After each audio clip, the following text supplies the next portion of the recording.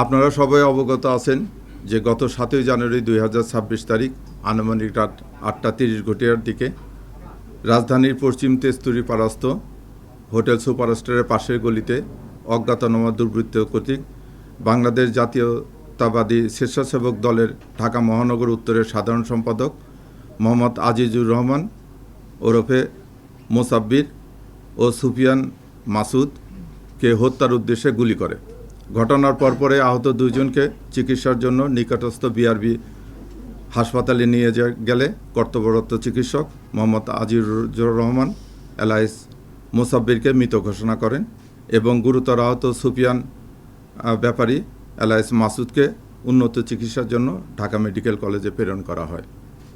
উল্লেখ্য যে ঘটনায় নিহতের স্ত্রী বাদী হয়ে অজ্ঞাতনামা 4-5 জনকে আসামি করে তেজগাঁ থানায় 8 তারিখে একটা মামলা দায়ের করে।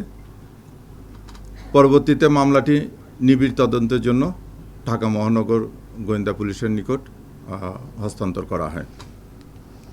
প্রিয় সাংবাদিক ভাই বোনেরা,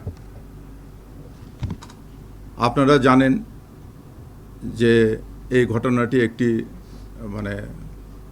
আলোড়ন সৃষ্টিকারী ঘটনা ছিল এবং ঘটনার অব্যাহতি পরেই আমরা ছায়া তদন্ত করার জন্য ডিবির বেশ কয়েকটি টিম আসামিদের শনাক্ত করা, যেহেতু এটা অজ্ঞাতনামা আসামি ছিল, আসামিদেরকে ওইভাবে কেউ আইডেন্টিফাই করা যাচ্ছিল না, তা আসামিদেরকে শনাক্ত, গ্রেপ্তার এবং হত্যার মোটিভ উদ্দেশ্যের কাজ শুরু করে। এরই ধারাবাহিকতায় গোয়েন্দা পুলিশের কয়েকটি টিম ঘটনাস্থলে উপস্থিত হয়ে ঘটনাস্থলের আশেপাশে সিসি ফুটেজ ক্যামেরা সংগ্রহ করে, ঘটনাস্থলের আশেপাশে উপস্থিত ব্যক্তিদের প্রাথমিক জিজ্ঞাসাবাদ করে, সোশ্যাল মিডিয়া ও অন্যান্য ওপেন সোর্স হইতে তথ্যপ্রাপ্ত সংগ্রহ করে সেগুলো যাচাই বাছাই করা হয় এবং এই যাচাই বাছাইয়ের এক পর্যায়ে আসামিদের আমরা মোটামুটি শনাক্ত করতে সক্ষম হই এবং শনাক্তকৃত আসামিদেরকে গ্রেপ্তারের উদ্দেশ্যে বাংলাদেশের বিভিন্ন জায়গায়, যথা ঢাকা, মানিকগঞ্জ, গাজীপুর, ময়মনসিংহ, নেত্রকোনা, ভৈরব, তারপরে কিশোরগঞ্জ সহ অন্যান্য এলাকায় ব্যাপক অভিযান পরিচালনা করা হয়। এই অভিযান পরিচালনা করে এই হত্যার সাথে সংশ্লিষ্ট 2 জন শুটারের একজন জিনাত পিতা আব্দুর রশিদ, তাকে গ্রেপ্তার করা হয়। ঘটনার মূল সমন্বয়কারী মোহাম্মদ বিল্লাল হোসেন পিতা শহীদুল্লাহ, তাকে গ্রেপ্তার করা হয়। পাশাপাশি শহীদুল্লাহর ভাই আব্দুল কাদির, যে ঘটনার পরবর্তীতে আসামিদেরকে পলায়নে সহায়তা করা, আসামিদের মোবাইল পরিবর্তন করা সহ অন্যান্য কাজে সহযোগিতা করে, তাকে গ্রেপ্তার করা হয় এবং ঘটনার আগে এই ঘটনা যে সংগঠিত করবে এ ব্যাপারে অপরাধীরা একটা রেকি করেছিল। এই রেকিতে সহায়তা করার জন্য মোহাম্মদ রিয়াজ নামে একজনকে আমরা গ্রেপ্তার করি। তাদের এবং এই গ্রেপ্তারকৃত ব্যক্তিদের কাছ থেকে একটা নাম্বার প্লেটবিহীন মোটরসাইকেল উদ্ধার করা হয়, যে মোটরসাইকেলটি হত্যাকাণ্ডে ব্যবহৃত হয়েছে। এছাড়া তাদের নিকট থেকে 6,000 নগদ টাকা উদ্ধার করা হয়। আমরা আসামিদেরকে জিজ্ঞাসাবাদ করছি। আসামিরা জিজ্ঞাসাবাদে প্রাথমিক তদন্তে এবং আসামিরা জিজ্ঞাসাবাদে তারা এই ঘটনার সাথে সংশ্লিষ্ট আছে বলে তারা জানিয়েছে। আমরা এখন তাদেরকে নিয়ে আসছি, আমরা টোটাল ঘটনাটা তদন্ত করতেছি। এই পর্যন্তই এই হত্যার এখন পর্যন্ত প্রোগ্রেস। আমি বলতেছি যে সব কিছু জানা যাবে। আমি শুরুতেই বলেছি ব্রিফিংয়ে যে এটা একটা আলোচিত ঘটনা ছিল। উনি একজন রাজনৈতিক দলের নেতা ছিলেন, তাকে হত্যা করেছে। প্রাথমিক অবস্থায় কিন্তু আমরা এই হত্যাকারীদের শনাক্ত করা এবং হত্যা কাজে ব্যবহৃত ধরনের যে মোটরসাইকেল হচ্ছে, এখন আমরা অস্ত্রগুলি উদ্ধার করতে পারিনি। এই জন্য আমরা এটা তদন্ত করতেছি। কেবল আসামিদেরকে ধরেছি, আসামিদেরকে জিজ্ঞাসাবাদ করেছি, তারা প্রাথমিকভাবে স্বীকার করেছে যে তারা এই ঘটনাগুলো ঘটাইছে। আপনারা জানেন যে এটা আমরা নিয়ে তারপরে পরবর্তীতে সময়ে আপনাদের সঙ্গে বসলাম। এগুলো আমরা সবই তদন্ত করে বের করব। এর তো অবশ্যই মোটিভ আছে বা এর নেপথ্যে যদি কেউ থাকে তাদেরকে আমরা খুঁজে বের করব। এটা তো ইনিশিয়াল স্টেজে আসামি শনাক্ত এবং তারপরে যে আসামি গ্রেপ্তার, এই তো একটু স্পেস দরকার, একটু সময় দরকার। সেই সময়টা তো আপনারা দেবেন। আমরা তো এটা অবশ্যই বের করব। কারা? এই যে না, এটা এদের ওরকম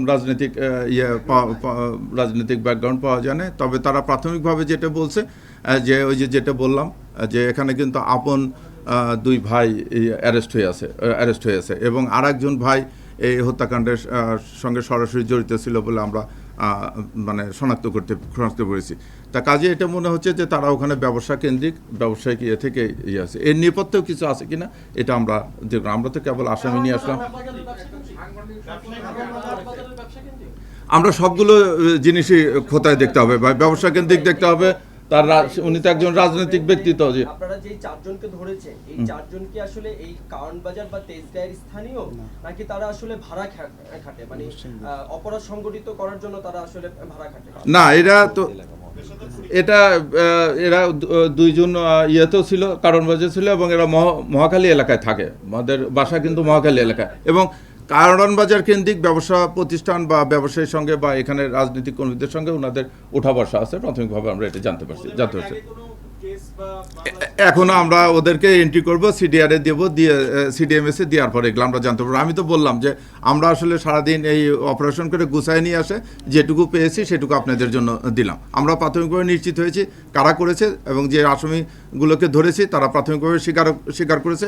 এখন তো তদন্তে আমরা আরও ডিপে যাব, এর সঙ্গে নেপথ্যে কারা যদি কেউ জড়িত থাকে, অন্য কোনো দ্বন্দ্ব আছে কিনা সেগুলো আমরা খতিয়ে দেখব।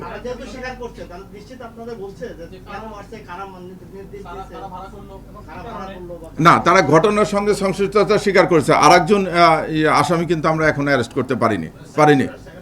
সেকেন্ড শুটার যেটা, এটা আপাতত আপনারা সবাই জানছেন। জি, নাম পাওয়া গেছে। এটা ওই ইয়ারি ভাই হচ্ছে রহিম, এটা আপনারা জানেন। এটা আপনারা ছবি দেখে সবাই আইডেন্টিফাই করছেন, এবং যে শুটার আমাদের হাতে জিন্নাত ধরা আছে তাকেও তো আপনারা ছবি দেখে আইডেন্টিফাই করছেন। প্লাস এই যে বিল্লালের ছবিও আপনারা দেখছেন যে আসছে, সে ইয়ে নামার সঙ্গে সঙ্গে সে জি ওরা তিন ভাই। যদি হচ্ছে কি ধরেন আপনারা তাদেরকে তো জিজ্ঞাসাবাদ করেছেন যে তারা আসলে যারা এই হত্যাকাণ্ডের সঙ্গে সংযুক্ত ছিল সরাসরি, তারা কি আসলে তাদের কোনো মানে ক্ল্যাশের কারণে এই হত্যাকাণ্ড ঘটেছে নাকি অন্য কেউ তাদেরকে হায়ার করেছে? এইটুকু অন্তত আমাদেরকে একটু বলেন। এটা তো আপনারা প্রাথমিক জিজ্ঞাসাবাদে অবশ্যই পেয়েছেন। যদি এটা আসলে না বলেন তাহলে আমরা আসলে অনেকগুলো জিনিসই এখন দিচ্ছি তদন্তের স্বার্থে। এই পোর্শনটা আমরা একটু করতে যাচ্ছি। আমরা তো খুবই ইনিশিয়াল স্টেজ আছে, তদন্তের স্বার্থে করলে হবে কি যে আপনারা দেখেন যেটা হয়েছে, মানে আমি আপনাদের সঙ্গে খোলাখুলি বলি যে একটা ঘটনা ঘটলে আপনারাও আসেন, আমরাও আসি। এই যে ছবি টবি যখন ভাইরাল হয়ে যায় তখন কিন্তু তারা হাইড আউটে যাওয়ার জন্য, এবং তারা এই যে মোবাইল সমস্ত ডিভাইস ত্যাগ করে দিয়ে তারা একটা হাইড আউটে চলে যায়। তো সব কিছুর পজিটিভ এবং নেগেটিভ, ওই জন্য ওই পোর্শনটা একটু আমাদেরকে সময় দেন। আমরা তো অবশ্যই ওপেন করব, এবং আমরা এই মামলা আমরা খুবই আশাবাদী যে মামলা দ্রুততম সময়ের ভিতরে আমরা তাদের সবাইকে গ্রেপ্তার করে আইন আওতায় নিয়ে চার্জশিট দেবো।